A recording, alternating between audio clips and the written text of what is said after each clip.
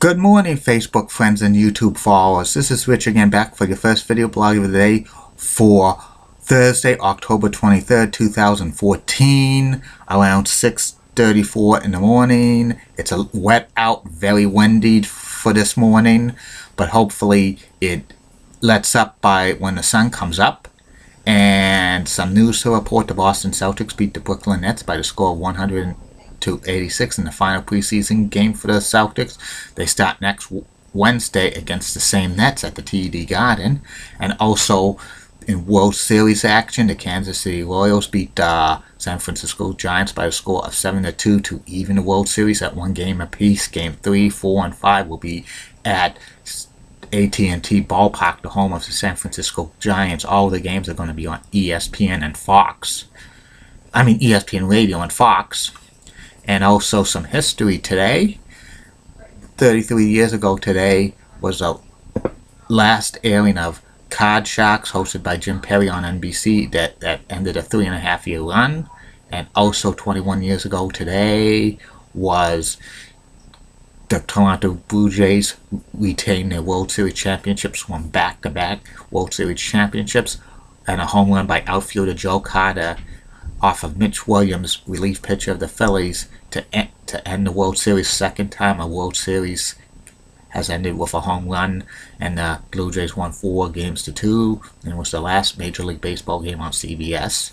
And 15 years ago today was the first of 8 times I went to Hooters with people. It was also the first time I bumped into Hooters Girl Brandy there. And also happy 39th birthday to ESPN co-host of Sports Nation, Michelle Beadle. That's about it on that. My next subject is my continuation series of the top 10 greatest anything and everything. I reached the top 10 greatest Major League Baseball managers of all time. Usually the Major League Baseball managers are managers who were like backup catchers or like career minor leaguers or like fringe players, and these are the guys who are baseball men. And some of the greatest managers of all time were like these who done those things. And here's a list of the top 10 greatest Major League Baseball managers of all time. Number 10 on the all-time list is Tommy Lasorda. He managed the Los Angeles Dodgers for 19 seasons, led them to 2 World Series championships, and he has a career record of 1,599 wins and 1,451 losses. 1997 Hall of Famer, voted in by the Veterans Committee. Number 9 on the all-time list of greatest Major League Baseball managers of all time, Joe McCarthy, 2,125 wins, 1,333 losses. He managed the New York Yankees to several world championships in the 20s and the 30s, and he also managed the Boston Red Sox as well, and he did not wear a uniform number. Number 8 on the all-time list of greatest Major League Baseball managers of all time, Walter Alston, 2000, a long time manager of the Brooklyn/Los Angeles Dodgers. He managed for them for 21 years, and every time he signed a 1-year contract for 21 years. That's amazing. 2,040 wins, 1,613 losses. He managed the Dodgers to 2 World Series championships and several World Series appearances, and also he's a Baseball Hall of Famer. Number 7 on the all-time list of greatest Major League Baseball managers of all time, Bobby Cox, longtime manager of the Braves and the Blue Jays, 2,504 wins, 2,001 losses. He was ejected the most times of any Major League manager in history. He was inducted into the Hall of Fame in 2014.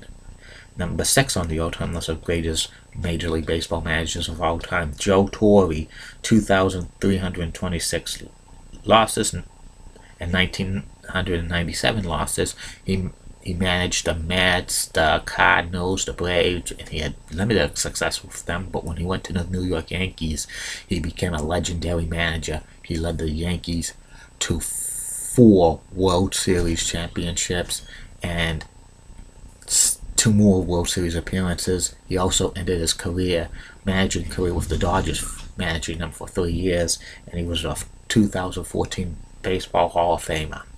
Number 5 on the all-time list of greatest Major League Baseball managers of all time, Tony La Russa, 2,728 wins, 2,365 losses. He managed from 1979 through 2011 with the White Sox, the A's, and the Cardinals.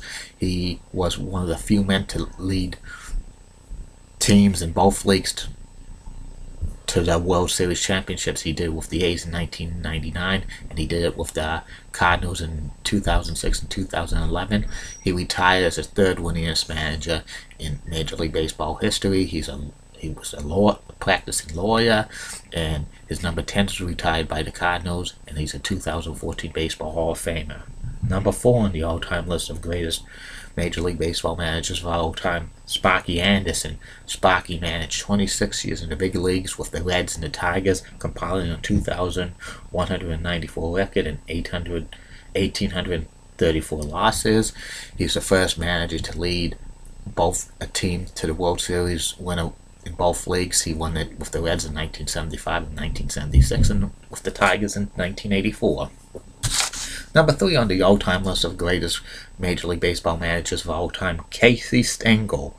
He managed the Brooklyn Dodgers, the Boston Braves, the New York Yankees, and the New York Mets. He compiled a record of 1,905 wins and 1,842 losses. He led the New York Yankees to several world championships back in the 40s and 50s, including 5 straight. He was nicknamed the Little Professor. He was the first manager of the New York Mets, and he was one of baseball's most enduring characters. And number 2 on the all-time list of greatest Major League Baseball managers of all time, John McGraw. He was a longtime manager of the New York Giants for about 30 years at the turn of the 20th century. Compiled a record of 2,736 wins, 1,948 losses.